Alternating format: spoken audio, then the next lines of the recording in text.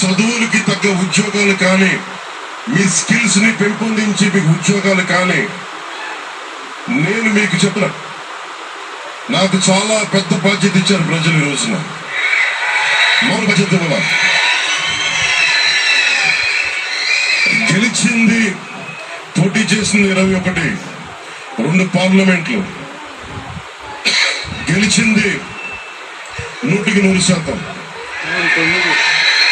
కానీ బాధ్యత ఎంత ఉందంటే 175 సీట్లు మనం గెలిస్తే ఎంత బాధ్యత ఉందో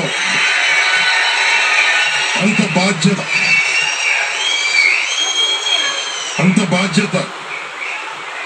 బాధ్యతతో మేము పనిచేస్తాం. యువత నలిగిపోయి నేను మర్చిపోలేదు. ఆడబిడ్డలు ఇబ్బంది పడిపోయారు, మేము మర్చిపోలే. సగటు మధ్యతరగతి మనుషులు నలిగిపోయారు. రోడ్లు వెయ్యేలా గుంతలేశారు, అరాచకం చేశారు. అవన్నీ శాంతి భద్రతలు చాలా చాలా బలంగా ఉంటాయి, మీకు నేను మాటిస్తున్నాను. అతి తక్కువ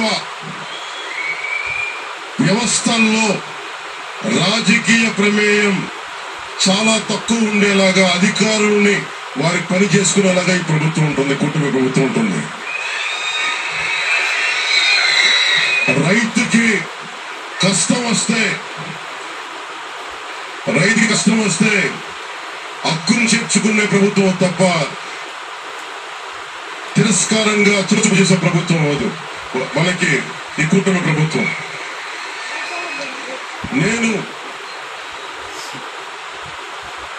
నాకు రాజకీయాలు డబ్బు అవసరం లేదు. నేను మీకు మళ్ళీ చెప్తున్నాను, మీకు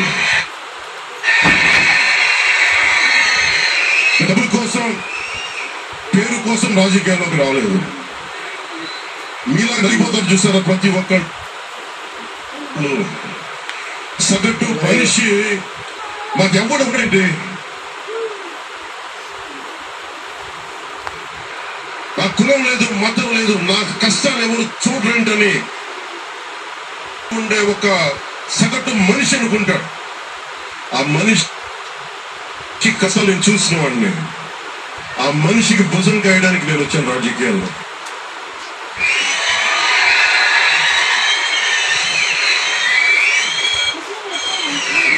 ఎక్కడికి ఊడిపోయాను 2019లో.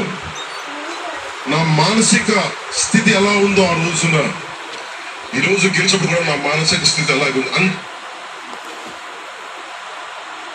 ధైర్యంతో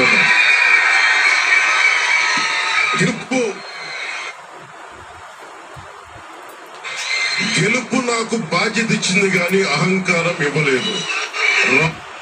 రాదు, ఇంకా భయం వేసింది.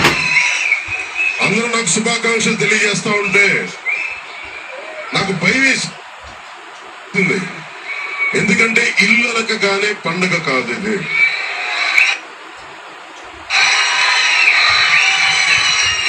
ఇల్లు అనకగానే పండుగ కాదు, చాలా చాలా బాధ్యత కూడుకున్నది.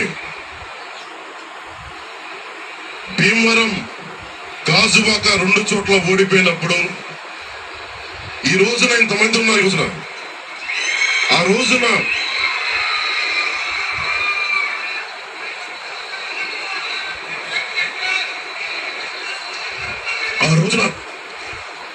నా పక్కన నన్ను నమ్ముకున్న కొద్దిమంది తప్ప, కానీ నాకు ఒకటే అనిపించింది, నేను పరాజయం చూసి భయపడను, ఓటమి చూసి భయపడను.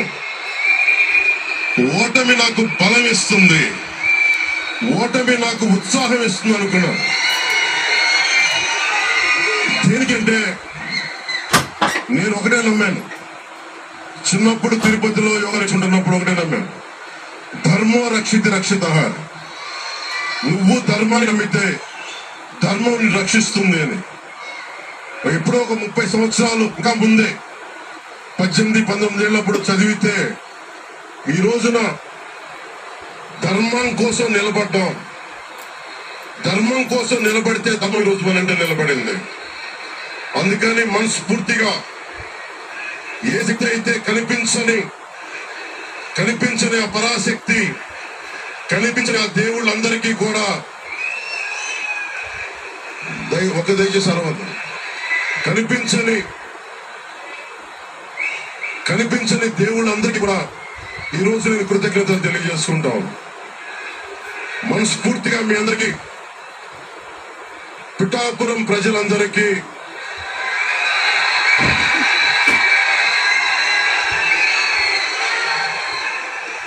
మీరు పిఠాపురం పురజనులకి, పెద్దలకి, ఆడపడుచులకి, అక్క చెల్లెలకి, యువతులకి, కథం తొక్కిన యువతకి, కథం తొక్కిన జన సైనికులకి, జనసేన నాయకులకి, తెలుగుదేశం నాయకులకి, తెలుగుదేశం శ్రేణులకి, తెలుగుదేశం నాయకులు వర్మ గారికి, వారందరికీ కూడా నా ప్రత్యేక కృతజ్ఞతలు తెలియజేసుకుంటా ఉన్నాను. మీరు పిఠాపురంలో పవన్ కళ్యాణ్ గెలిపించలేదు.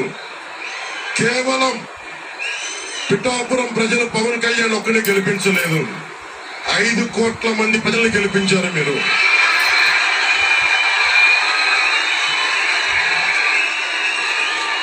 నాకు బలం ఇచ్చారు. మీరు గుండెల్లో పెట్టుకొని ఓడిపోతేనే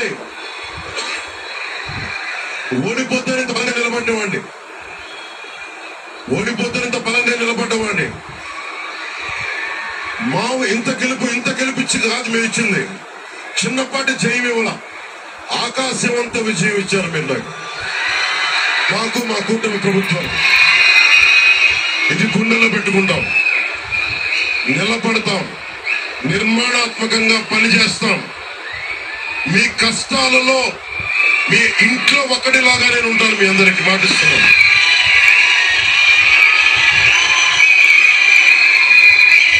మీ ఇంట్లో ఒకటే గుర్తుపెట్టుకోండి, మా ఇంట్లో మా కుటుంబ సభ్యుడు నాకు కులాలకి, మతాలకి, ప్రాంతాలకి అతీతంగా ప్రతి ఒక్కరు ఆలోచించాల్సింది, మా ఇంట్లో కుటుంబ సభ్యుడు పవన్ కళ్యాణ్. మా వాడు అసెంబ్లీలో అడుగు పెడుతున్నాడు, మా కష్టాల కోసం మాట్లాడతాడు, మా కష్టాల కోసం నిలబడతాడు అని కేసు చూపిస్తాను. ప్రభుత్వం ఎలా ఉండాలి, అధికార యంత్రాంగం ఎలా ఉండాలి, రాబోయే రోజుల్లో మీకు అందరికీ చేసి చూపిస్తాం. మళ్ళీ ఒక 10 నిమిషాల తర్వాత మళ్ళీ వచ్చి మాట్లాడతాం. చంద్రబాబు గారు వచ్చారు, వారిని కలిసి మళ్ళీ వచ్చి మేము ఇద్దరం మాట్లాడతాం.